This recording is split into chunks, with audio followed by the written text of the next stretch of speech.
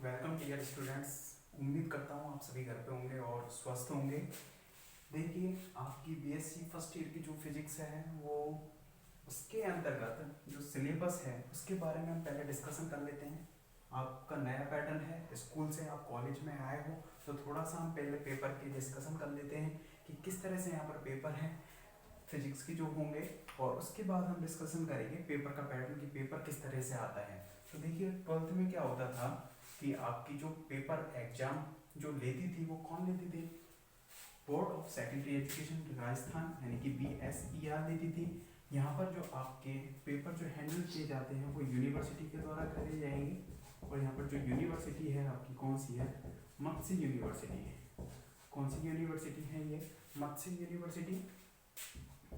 मत्स्य university यानी कि विश्वविद्यालय ये आपके पेपर को हैंडल करेगी, पेपर हैं उनको कराएगी। तो इसके अंतर्गत जो फिजिक्स है, फिजिक्स के आपके 3 पेपर हैं। सिलेबस के बारे में हम बात कर रहे हैं तो सिलेबस में आपके 3 पेपर हैं यहाँ पर फिजिक्स के अलग अलग। मैकेनिक्स का, सेकंड है आपका इलेक्ट्रोमैग्नेटिज्म का, इलेक्ट्रोमैग्नेटिज्म का यानी कि इसकी बात करें यांत्रिकी, ये है विद्युत चुंबकीय, ये कौन सा है? विद्युत चुंबकीय। और तीसरा पेपर है आपके 3 पेपर हैं फिजिक्स के अंदर, इसी तरह से आपके केमिस्ट्री के 3 पेपर हैं और इसी तरह से आपके मैथ के भी हैं, वो 3 पेपर होंगे। ठीक है, तो यहाँ पर जो थर्ड पेपर की बात करते हैं, थर्ड पेपर कौन सा होगा? वो है ऑप्टिक्स का। तो पहला मैकेनिक्स का, दूसरा इलेक्ट्रोमैग्नेटिज्म का और थर्ड है ऑप्टिक्स के यानी कि प्रकाशिकी का। इस तरह से 3 पेपर हैं आपके प्रकाशिकी का। ये आपका सिलेबस है। तो इसमें ये जो पेपर है ये 50 मार्क्स का, ये भी 50 का और ये भी 50 मार्क्स के हैं। तीनों जो पेपर हैं उनका जो वेटेज है वो सेम है, 50 मार्क्स के हैं। ठीक है, और फोर्थ नंबर पर अगर हम बात करें तो प्रैक्टिकल है जो इसका प्रैक्टिकल वो भी कितने का है? 50 मार्क्स का। इस तरह से मैकेनिक्स, इलेक्ट्रोमैग्नेटिज्म, ऑप्टिक्स आपके 3 पेपर हैं और साथ में प्रैक्टिकल। इस तरह से टोटल जो फिजिक्स है आपकी फर्स्ट ईयर की वो कितने मार्क्स की है? 200 मार्क्स की है। इस तरह से 200 मार्क्स की जो है फिजिक्स है टोटल। तो इसमें तो ये रहा। और इसके अगर हम पेपर पैटर्न के बारे में बात करें, पेपर किस तरह का आएगा, पेपर पैटर्न के बारे में हम बात करें तो वो किस तरीके से होगा उस पर और देखते हैं कि जो पेपर है उसमें आपके इस तरह से यूनिट लिखी आएंगी, unit first, unit second, unit third, unit 4 और यूनिट 5। इस तरह से आपके 5 यूनिट इस तरह से पेपर में मिलेंगे। Unit first, unit second, unit third, unit 4, unit 5। आपके 4 यूनिट हैं, प्रत्येक पेपर में दी हुई है।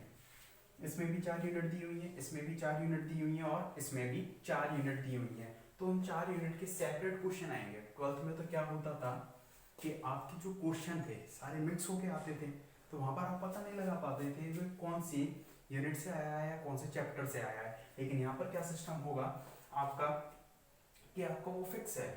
कैसे फिक्स है कि मतलब कि अगर यूनिट इसमें जो सिलेबस दे रखा होगा आपका एक यूनिट, इस मैकेनिक्स यूनिट के अंतर्गत जो सिलेबस दे रखा होगा उससे रिलेटेड एक क्वेश्चन यहाँ आएगा, अथवा करके दूसरा क्वेश्चन यहाँ पर आएगा। इस तरह से एक क्वेश्चन यहाँ पर अथवा करके दूसरा, तो कोई एक करना है। इसी तरह से यहाँ पर आएगा, इसी तरह से यहाँ पर भी एक अथवा करके क्वेश्चन, मतलब हर क्वेश्चन में आपको क्या मिलेगा? यहाँ पर अथवा मिलेगा। इस तरह से तो कोई सा भी एक क्वेश्चन इनमें से करना है। तो 4 यूनिट जो सिलेबस में दी हुई है, पहली यूनिट का जो सिलेबस है उससे रिलेटेड क्वेश्चन यहाँ पर आएंगे। 2 क्वेश्चन आएंगे, उसमें से कोई सा भी एक आपको करना होगा अथवा में। ये आएगा 10 नंबर का, ये आएगा 10 का, ये भी 10 का और ये भी 10 का, तो 40 नंबर यहाँ हुए। तो इसमें क्या आएगा उस पर बात करते हैं। इसी तरह से यूनिट जो सेकंड वाली दी हुई होगी उसके क्वेश्चन यहाँ मिलेंगे आपको, और वो किस तरह से मिलेंगे? अथवा में मिलेंगे। इसी तरह से अगली यूनिट की जो क्वेश्चन है वो यहाँ मिलेंगे और यहाँ पर मिलेंगे। नेक्स्ट कोई और इन चारों के जो शॉर्ट टाइप क्वेश्चन बनेंगे, शॉर्ट टाइप क्वेश्चन यानी कि लघुत्तरात्मक प्रश्न जो बनेंगे, लघुत्तरात्मक प्रश्न जो बनेंगे लघुत्रात्मक क्वेश्चन जो बनेंगे वो किस में आएंगे, यूनिट फर्स्ट में। इसमें लगभग 7 से 8 क्वेश्चन आते हैं, कभी 7 भी पूछ लेते हैं तो कभी 8 भी आ जाते हैं। इस तरह से 7 से 8 क्वेश्चन इसके अंतर्गत आएंगे, जो कि सभी यूनिट के चारों जो यूनिट हैं उनके मिक्स क्वेश्चन होंगे।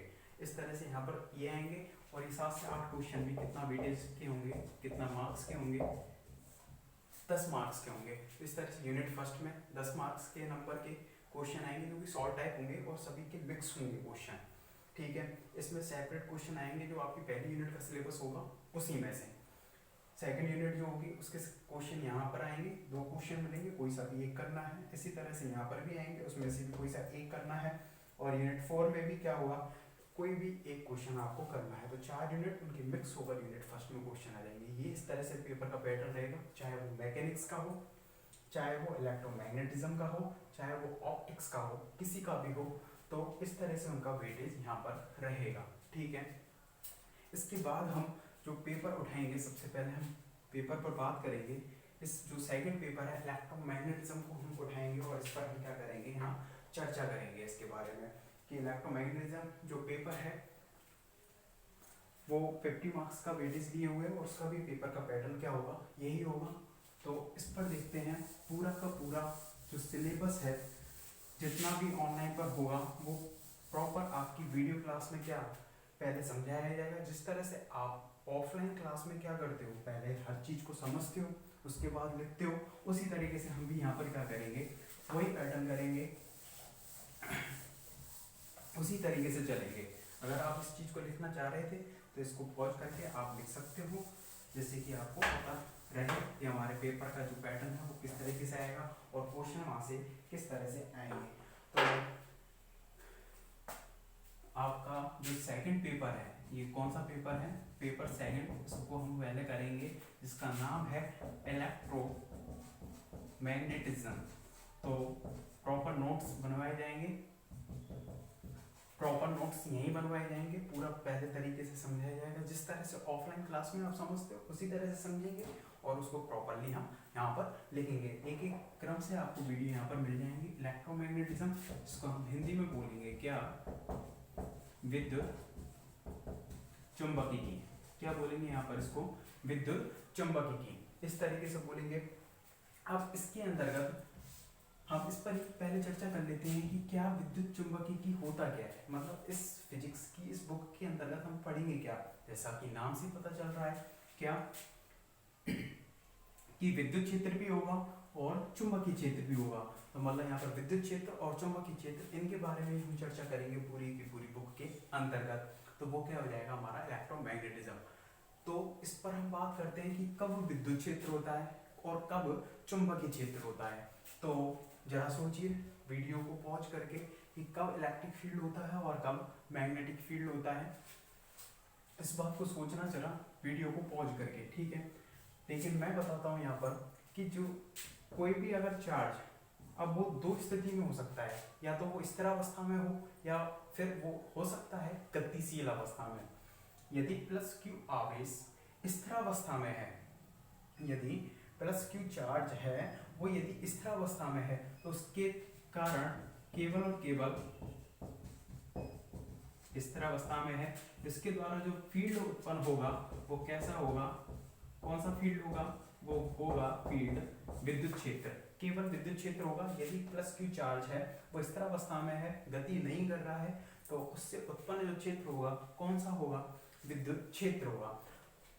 अगर ये प्लस क्यू चार्ज गतिशील है, और गतिशील 2 तरीके से हो सकता है, या तो एक कांस्टेंट वेलोसिटी से मूव करे, या फिर हो सकता है कि वो एक त्वरित वेग से मूव करे, गतिशील हो। तो यदि हम बात करें वो कैसी वेग से मूव कर रहा है, स्थिर वेग से गतिशील है। कैसे वेग से गतिशील है, स्थिर वेग से गतिशील है। तो यहाँ पर क्या क्या होगा, विद्युत क्षेत्र भी होगा, और साथ ही साथ कौन होगा यहाँ पर, चुंबकीय क्षेत्र भी होगा।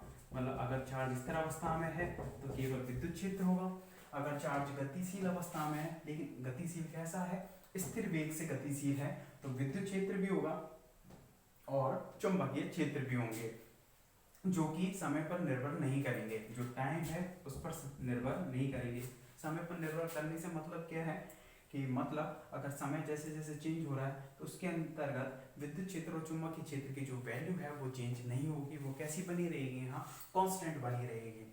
और तीसरी स्थिति पर अगर हम बात करें, ये पहली स्थिति हो गई, ये दूसरी स्थिति हो गई और ये तीसरी स्थिति हो गई कि इसमें जो प्लस क्यू चार्ज है यहाँ पर स्थिर वेग से था, स्थिर वेग से यानी कि कांस्टेंट वेलोसिटी से, और यहाँ पर कौन सा वेग है उसका, त्वरित वेग, यहाँ अचर वेग है और यहाँ पर ये त्वरित वेग है। अगर त्वरित वेग से वो गतिशील है, कोई चार्ज है, लगातार उस अपने वेग को क्या कर रहा है, चेंज कर रहा है, लगातार उसका वेग है वो चेंज होता हुआ जा रहा है, तो वहां पर प्लस क्यू चार्ज है। यदि त्वरित वेग से गतिशील है तो वहां पर विद्युत क्षेत्र भी होगा, चुंबकीय क्षेत्र भी होगा, विद्युत क्षेत्र होगा, चुंबकीय क्षेत्र होगा, और क्या होगा, यहाँ पर विद्युत चुंबकीय विकिरण होंगे, विद्युत चुंबकीय विकिरण भी होंगे, इलेक्ट्रोमैग्नेटिक वेव जिनको बोलेंगे हम शॉर्ट में EM, इलेक्ट्रोमैग्नेटिक वेव। इस तरह से हम इसके बारे में चर्चा करेंगे। तो एक बार पुनः देखते हैं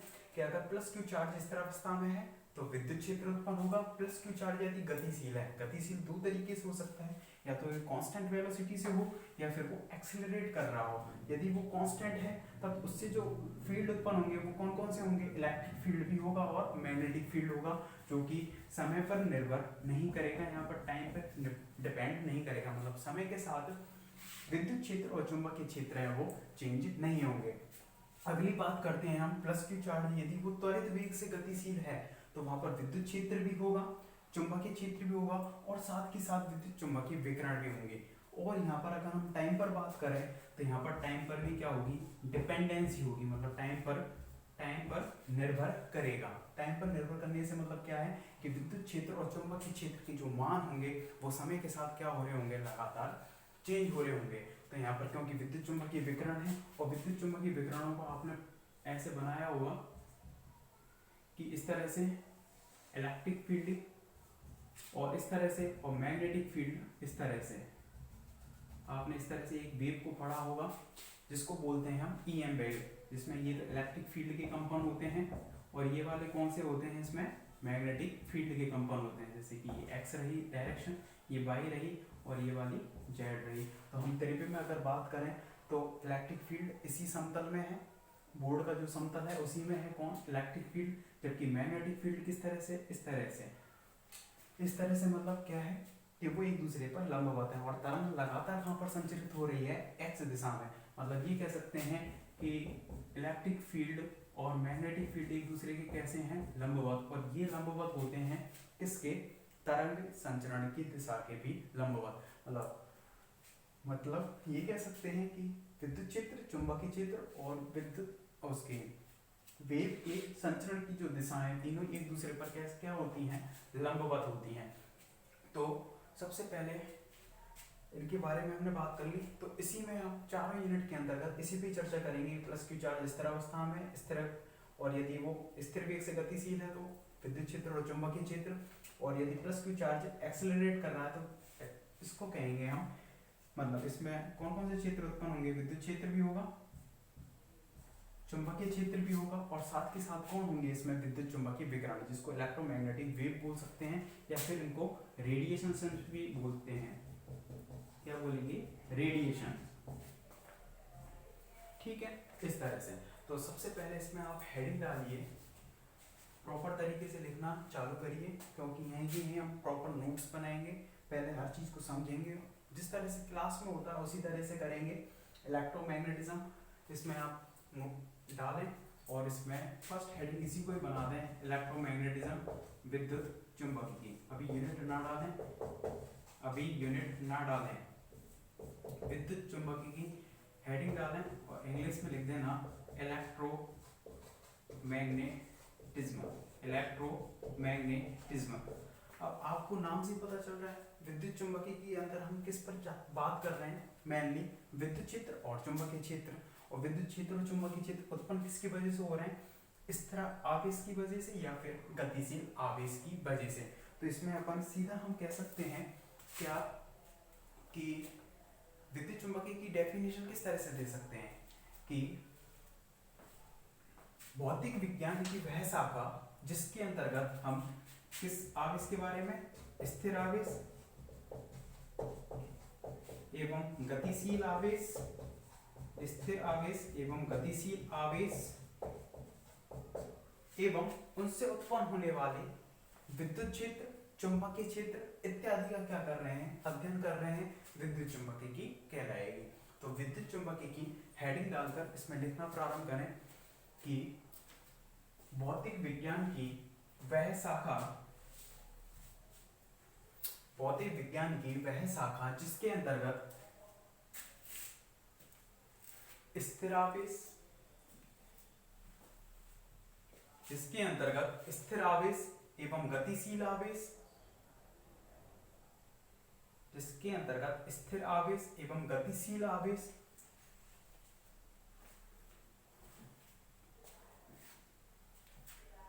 एवं इनसे उत्पन्न होने वाले विद्युत क्षेत्र, चुंबकीय क्षेत्र इत्यादि का अध्ययन किया जाता है, विद्युत चुंबकीय कहलाती है, विद्युत चुंबकीय कहलाती है। इस तरह से विद्युत चुंबकीय की डेफिनेशन हो गई। अब इसमें फर्स्ट पॉइंट डालना, ये वाला फर्स्ट पॉइंट करके लिखना है इसमें, यदि इसमें लिखना पहले, यदि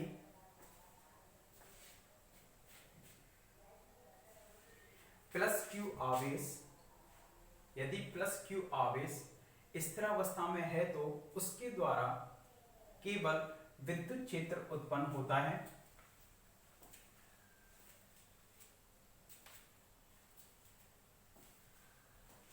तो उसके द्वारा केवल विद्युत क्षेत्र उत्पन्न होता है।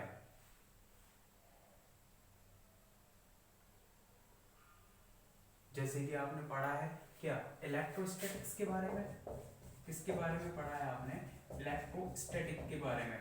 इलेक्ट्रोस्टैटिक क्या होती है, विद्युत स्थिति की, हिंदी में बात करें तो विद्युत स्थिति की, मतलब इसमें हम केवल और केवल किसके बारे में बात करते हैं, स्थिर आवेश के बारे में बात करते हैं। और इसके अंतर्गत कोई भी अगर चार्ज प्लस क्यू है, उसकी वजह से जो इलेक्ट्रिक फील्ड होता है वो कितना होता है, KQ/R²। ये पढ़ा होगा आपने, KQ/R²। और यदि इसकी डायरेक्शन दिखानी है तो हम कौन सी दिखा सकते हैं, R है, क्योंकि ये तो क्या हो जाएगा, इसका मैग्नीट्यूड परिमाण हो जाएगा, और ये क्या हो जाएगी, उसकी डायरेक्शन, क्योंकि इलेक्ट्रिक फील्ड जो विद्युत क्षेत्र है वो कैसी राशि होती है, एक वेक्टर क्वांटिटी होती है। तो इसके अंतर्गत हमने बात की किस पे, कि यदि प्लस क्यू चार्ज स्थिरावस्था में तो उसके द्वारा विद्युत क्षेत्र उत्पन्न होगा। उसके बाद इसको इस तरह से लिख लेना और उसको ब्रैकेट में बंद कर देना कि प्लस क्यू चार्ज स्थिरावस्था में है और इससे कौन सा क्षेत्र उत्पन्न होगा, विद्युत क्षेत्र। और इसको लिखने के बाद सेकंड हेडिंग डालना और उसमें लिखना, यदि आपको मेरी स्पीड थोड़ी अपने हिसाब से देख लेना, ज़्यादा लगे तो कम कर लेना और कम लगे तो ज़्यादा कर लेना, दोनों ऑप्शन आपके पास अवेलेबल हैं। कि अगर आपको फास्ट लग रही है तो धीमा कर सकते हो और धीमी लग रही है तो उसको फास्ट कर सकते हो, अपने अकॉर्डिंग उसको सेट कर लेना, ठीक है। कि प्लस क्यू चार्ज यदि स्थिरावस्था में है तो विद्युत क्षेत्र हो गया। सेकंड पॉइंट में, सेकंड पॉइंट हेडिंग डालें और उसमें लिखें पॉइंट डालकर, यदि यदि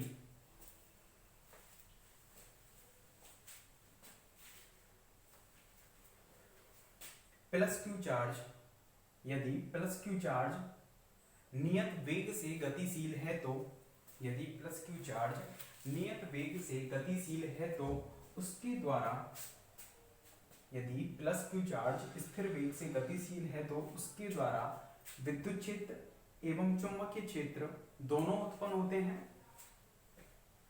यदि प्लस क्यू चार्ज स्थिर वेग से या नियत वेग से गतिशील है तो उसके द्वारा विद्युत क्षेत्र व चुंबकीय क्षेत्र दोनों उत्पन्न होते हैं, जो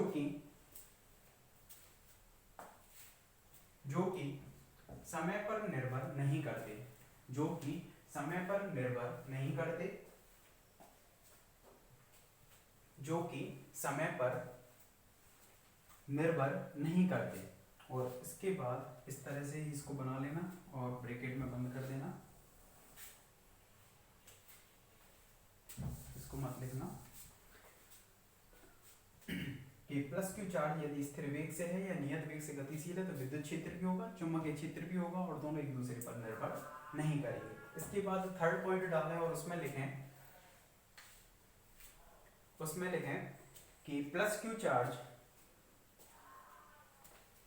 क्यू आवेश यदि त्वरित वेग से गतिशील है तो, यदि प्लस क्यू आवेश त्वरित वेग से गतिशील है तो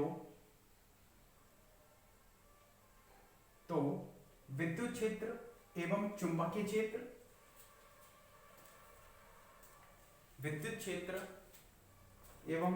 क्षेत्र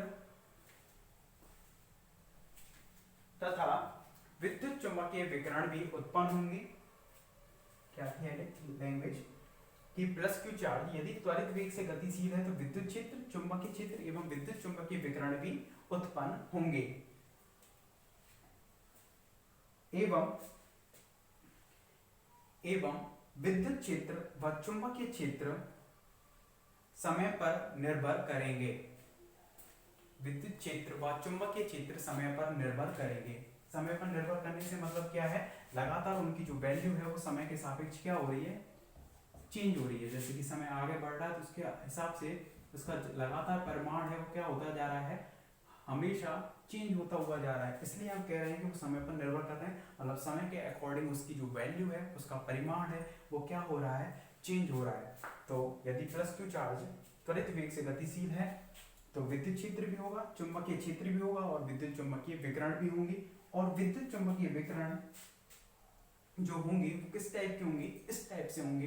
तो इस वाले चित्र को आप बना भी सकते हो क्योंकि आप इसको 12th में भी पढ़कर आए हो कि यहाँ पर एक्स एक्सिस हो गया, ये वाई हो गया और ये जेड एक्सिस हो गया। इसमें इलेक्ट्रिक फील्ड दिखा देना, ये मैग्नेटिक फील्ड, और जो तरंग है वो संचरित कौन सी दिशा में हो रही है, वो हो रही है एक्स दिशा में। इस तरह से इसको हमें पूरा करना है। तो हमने जनरल डिस्कशन किया है विद्युत चुंबकीय के बारे में कि पेपर में हमें किसके बारे में पढ़ना है, स्थिरावस्था में यदि चार्ज है तो विद्युत क्षेत्र, गतिशील है तो दो तरीके से हो सकता है, स्थिर वेग से और त्वरित वेग से।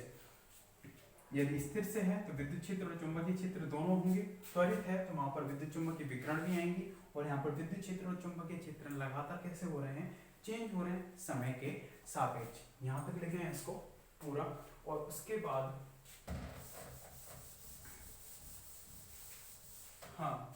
बाद लैंग्वेज लिखने के बाद इसको भी लिख लेना ताकि शॉर्ट में आपको ये चीज भी याद रहे। तो पूरा का पूरा हम इसी के बारे में डिस्कशन करेंगे 4 यूनिट के अंतर्गत। जो 4 यूनिट हैं आपके सिलेबस में, उन 4 यूनिट में हम इसी पर बात करेंगे, विद्युत क्षेत्र और चुंबकीय क्षेत्र या विभव वगैरह जो भी आपने पढ़े हैं उन पर हम बात करेंगे पूरा।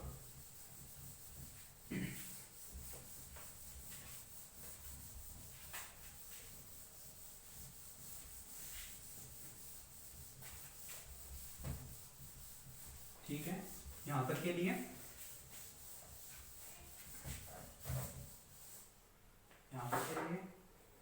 ठीक है। अब इसके बाद फर्स्ट हेडिंग डालो, हेडिंग क्या, यूनिट फर्स्ट डालो। और फर्स्ट यूनिट फर्स्ट का जो नाम है आपका अदिश एवं सदिश क्षेत्र, अदिश एवं सदिश क्षेत्र। कौन, अदिश एवं सदिश क्षेत्र। इस तरह से आप फर्स्ट हेड यूनिट की जो हेडिंग है वो कितनी होगी, यहाँ पर क्या होगी, सदिश एवं अदिश क्षेत्र। और इंग्लिश में लिखना चाहो तो scalar and vector field, scalar and vector field. इस तरह से हम इस हेडिंग के बारे में डिस्कशन करेंगे। पहले इसको डालिए यहां तक।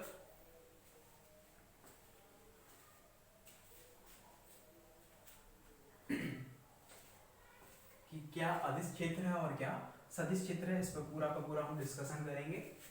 और इसमें फर्स्ट हेडिंग डाल देना, यूनिट फर्स्ट डालकर उसका नाम डाल दिया। इसके बाद फर्स्ट हेडिंग डालना इसमें निर्देश तंत्र, इसके बारे में पढ़ेंगे पहले। इसमें निर्देश तंत्र के बारे में, निर्देश तंत्र, और इंग्लिश में लिखना चाहो तो इंग्लिश में भी लिख देना रेफरेंस फ्रेम। इसके बारे में पढ़ेंगे इसमें, रेफरेंस फ्रेम के बारे में, निर्देश तंत्र के बारे में पूरा हम डिस्कशन करेंगे। तो फर्स्ट हेडिंग डाल देना यहाँ पर निर्देश तंत्र रेफरेंस फ्रेम। समझिए कि निर्देश तंत्र होता क्या है। समझने की कोशिश करेंगे कि निर्देश तंत्र मतलब निर्देशित करना किसी चीज को। जैसे कि मैं कह रहा हूँ कि आगरा 100 किलोमीटर है, मैं कह रहा हूँ कि आगरा है वो कितना है 100 किलोमीटर दूर है, लेकिन मैंने ये नहीं बताया वो कहाँ से है। आगरा 100 किलोमीटर है लेकिन मैंने ये नहीं बताया कि वो कहाँ से है, 100 किलोमीटर दूर है। तो आपको फिक्स करना पड़ेगा, वहाँ पर बताना पड़ेगा कि आगरा है वो भरतपुर से कितना है 100 किलोमीटर दूर है। तो वहाँ पर आपको किसी ना किसी चीज़ के सापेक्ष वो डिस्टेंस बता रहे हो। इसी तरह से यदि हमें कोई भी कण है, कोई भी पार्टिकल है, उसकी स्थिति बतानी है कि ये कण कहाँ पर बैठा हुआ है, आप किसी ना किसी चीज़ के सापेक्ष बताओगे इसको कि भाई कि जैसे कि ये निर्देश तंत्र है x, y। इस तरह से x, y क्या है, एक तंत्र है। किसके सापेक्ष हम कण की स्थिति को पता करें कि भाई कि ये मूल बिंदु है इसका, इससे हम x दूरी चलें और y दिशा में कितनी दूरी चलें, स्मॉल y दूरी चलें। इनको कैपिटल बना लेना, कैपिटल x और कैपिटल y, कि हम कैपिटल x एक्सिस पर कितनी दूरी चलें, x दूरी चलें और फिर y दिशा में हम कितनी चलें, इतनी दूरी चलें। तो वो पार्टिकल जिसका नाम हम दे सकते हैं, जैसे पार्टिकल P है, तो वो पार्टिकल हमें क्या हो जाएगा, वहाँ पर मिल जाएगा। तो हमें किसी कण की स्थिति को व्यक्त करने के लिए किसकी आवश्यकता हुई, तंत्र की आवश्यकता हुई, जिसके सापेक्ष हम उस कण की स्थिति को व्यक्त कर रहे हैं। तो वही क्या कहलाएगा यहाँ पर, निर्देश तंत्र। और जो x और y से रिप्रेजेंट किया जाता है, जैसे कि मूल बिंदु से इसकी जो दूरी होगी वो कितनी हो जाएगी, यहाँ पर मूल बिंदु से जो दूरी होगी इसकी कितनी हो जाएगी, वो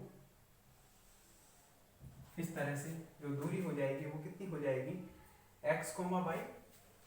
तो निर्देश तंत्र की जो डेफिनेशन है वो अपन लिखेंगे। तो ये निर्देश तंत्र कौन सा हो गया, पहले इस पर बात करें, नाम पढ़ा है आपने इसका, कार्तीय निर्देश तंत्र। तो इस तंत्र के सापेक्ष हम उस कण की स्थिति को व्यक्त कर रहे हैं। कण की स्थिति कितनी हो गई, x, y। x, y की वैल्यू कुछ भी हो सकती है, 2, 3, 4, 5 कुछ भी हो सकती है।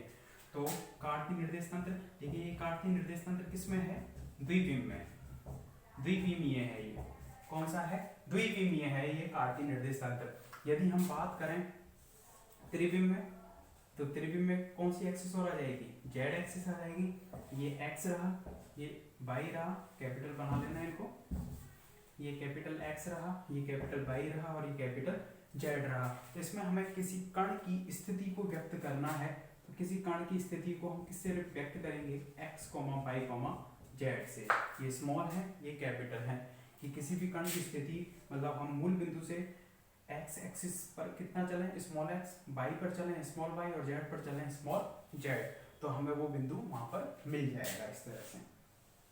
इस तरह से हम इसको बना सकते हैं। इसी पार्टिकल का भी नाम हमने क्या दे दिया, P।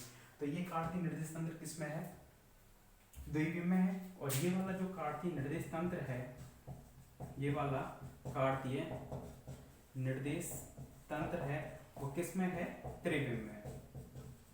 ये वाला कार्तीय निर्देश तंत्र किसमें है, त्रिविम में, या इसको हम ऐसे लिख सकते हैं, त्रिविमीय। तो ये किसी कण की स्थिति को द्विविम में व्यक्त किया, यहाँ पर त्रिविम में। एक और आपने निर्देश तंत्र पढ़ा है, कौन सा वाला, कि x, y, और यहाँ पर किसी कण की स्थिति को, जैसे मूल बिंदु से ये जो हमने रेखा ली है वो कितने एंगल पर है, थीटा एंगल पर, और मूल बिंदु से इस पॉइंट की जो दूरी है वो कितनी है, r। तो इस कण की जो स्थिति हो जाएगी वो कितनी हो जाएगी, r, थीटा। तो r, थीटा के द्वारा कौन से तंत्र में हम व्यक्त करते हैं, इसको नाम क्या देते हैं हम,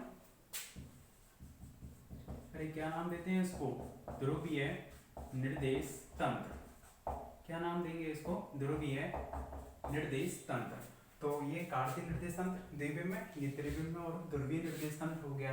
ये किस में कहलाता है, 2D में, द्विविम में। ठीक है, इसमें त्रिविम भी होता है जिसको बोलते हैं गोलीय निर्देश तंत्र, जो कि आप आगे पढ़ोगे, सेकंड ईयर में है, जिसमें किसी कण की स्थिति को व्यक्त करते हैं r, थीटा, फाई। एक और एंगल आ जाता है फाई। तो इस पर हमें ज्यादा डिस्कशन यहाँ नहीं करना है, आगे आएगा ये BSc सेकंड ईयर में। ठीक है, तो निर्देश तंत्र हेडिंग डालकर उसमें लिखें, निर्देश तंत्र हेडिंग डालकर उसमें लिखें कि वह तंत्र अथवा निकाय, वह तंत्र अथवा निकाय जिसके सापेक्ष वह तंत्र अथवा निकाय जिसके सापेक्ष किसी कण की स्थिति को व्यक्त किया जाता है, वह तंत्र अथवा निकाय जिसके सापेक्ष किसी कण की स्थिति को व्यक्त किया जाता है, किसी कण की स्थिति को व्यक्त किया जाता है, निर्देश तंत्र कहलाता है। निर्देश तंत्र कहलाता है। निर्देश तंत्र कहलाता है। और उसमें एग्जाम्पल डालकर इन तीनों चित्रों को बना लीजिए। ये है कार्तीय निर्देश तंत्र द्विविम में, ये है कार्तीय निर्देश तंत्र त्रिविम में, x, y, z, और ये है ध्रुवीय निर्देश तंत्र r, थीटा, जिसमें किसी कण की स्थिति को किससे रिप्रेजेंट कर रहे हैं, r, थीटा से। इस तरह से इन तीनों चित्रों को बना लीजिए, जो कि क्या है, आपके निर्देश तंत्र हैं। इनको बनाएं,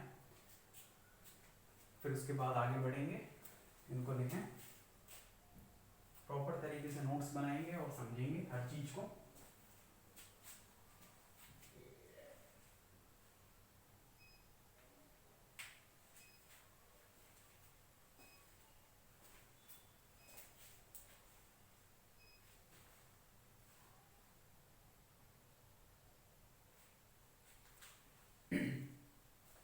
यहां तक लिख लिया।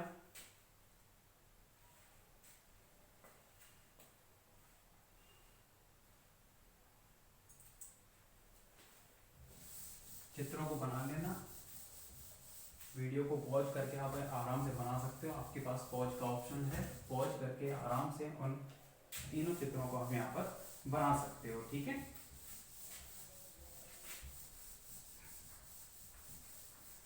वीडियो को पॉज किया और उसमें से आप बना सकते हो, क्योंकि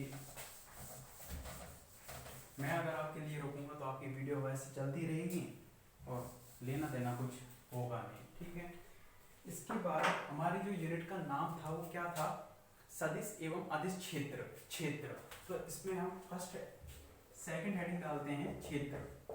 हम बात तो करें कि क्षेत्र होता क्या, किसको बोल रहे हैं क्षेत्र, हेडिंग डालें क्षेत्र, इसको बोल रहे हैं फील्ड, इंग्लिश में क्या बोलेंगे, फील्ड।